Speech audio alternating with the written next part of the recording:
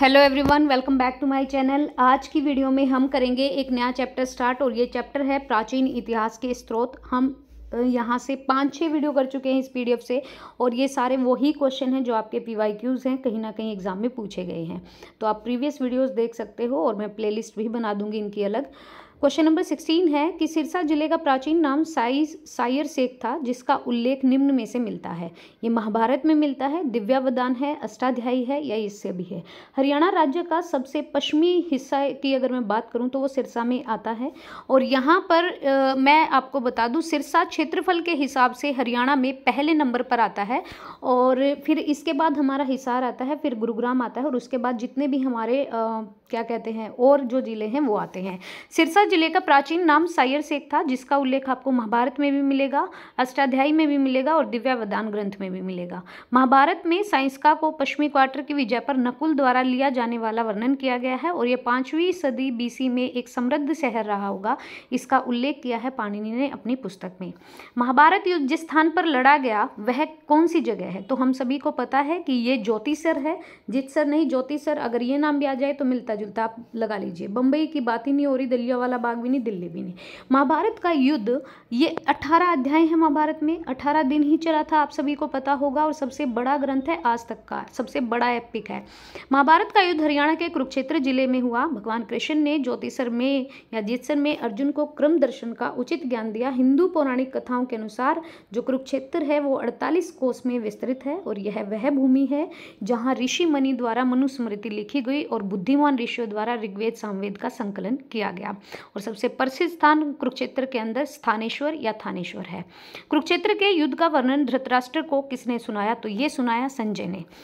2018 में शिफ्ट 1 में आया ग्रुप डी में और कुरुक्षेत्र के युद्ध का वर्णन धृतराष्ट्र को संजय ने सुनाया। संजय जो थे वो धृतराष्ट्र के सारथी थे, क्योंकि धृतराष्ट्र ने अपनी पट्टी तो उन्होंने बांधी थी उनकी पत्नी ने। धृतराष्ट्र जो थे वो आंखों से अंधे थे, देख नहीं पा रहे, तो उनके जो सारथी थे उन्होंने ही इस पूरे युद्ध का वर्णन किया था और महर्षि व्यास ने दिव्य दृष्टि प्रदान की थी धृतराष्ट्र को। वायु पुराणों के अनुसार निम्न में से कौन सा स्थान भगवान हनुमान का जन्म स्थान है? ये भी क्वेश्चन बहुत बार आता है और कपिस्थल बोला जाता है। मिथक के अनुसार महाभारत काल में राजा युधिष्ठिर ने कैथल की स्थापना की और वायु पुराण के अनुसार भगवान हनुमान का जन्म भी कैथल में हुआ। महानंदिनी का टीला भी यहीं पर स्थित है। कुरुक्षेत्र का नाम हरि क्षेत्र किस ग्रंथ में है? तो कुरुक्षेत्र को हरि क्षेत्र कहा गया है स्कंद पुराण में। कुरुक्षेत्र का जो वर्णन है वो श्रीमद् भगवद गीता के पहले ही श्लोक में धर्मक्षेत्र के रूप में किया गया है।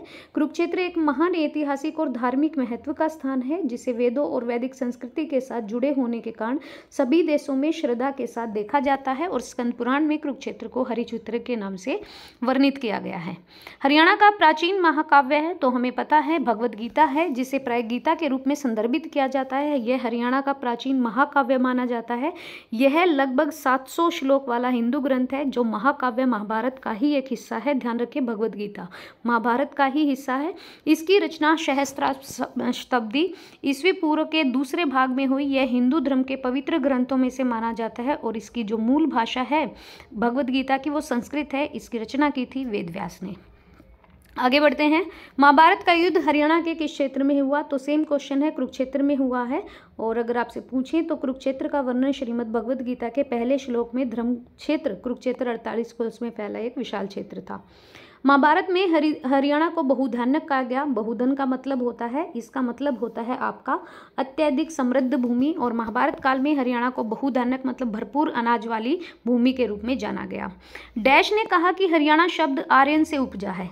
किसने कहा था? डॉक्टर HR गुप्ता ने। किसकी क्या स्टेटमेंट है? हरियाणा को क्या क्या बोला गया है किस विद्वान के द्वारा, वो अलग से वीडियो दूंगी मैं शॉर्ट्स में। तो हरियाणा शब्द आर्यन से उपजा है और डॉक्टर HR गुप्ता ने यह कहा कि हरियाणा शब्द आर्यन से उपजा है। 1957 से 63 के दौरान पंजाब विश्वविद्यालय में इतिहास विभाग के प्रमुख थे, याद रखिएगा, HR गुप्ता। प्राचीन काल में हरियाणा को डैश कहते थे, तो ब्रह्मवर्त कहा जाता था, आर्यवर्त कहा जाता था और ब्रह्मोपदेश कहा जाता था। ये नाम हरियाणा की भूमि पर आर्यों के निवास और उनकी वैदिक संस्कृति और अन्य संस्कारों के उपदेशों के घर के कारण ही दिया गया था। महाभारत किस भाषा में लिखी है? तो अभी हम पढ़ के भी आए हैं। महाभारत जो है और भगवद गीता संस्कृत भाषा में लिखी है। भगवद गीता महाभारत का ही एक अंग है, तो महाभारत संस्कृत भाषा में लिखी है। इसकी रचयिता महर्षि वेदव्यास हैं। वेदव्यास की माता का नाम सत्यवती और पिता का नाम महर्षि पाराशर था और हिंदू पौराणिक कथाओं के अनुसार वेद 7 अमर ऋषियों में शामिल है। निम्न में से कौन सा अति प्राचीन नगर नहीं है? तो पंचकुला नया नवेला है, आप सभी को पता है, एक सेटल्ड सिटी है, नियोजित शहर है।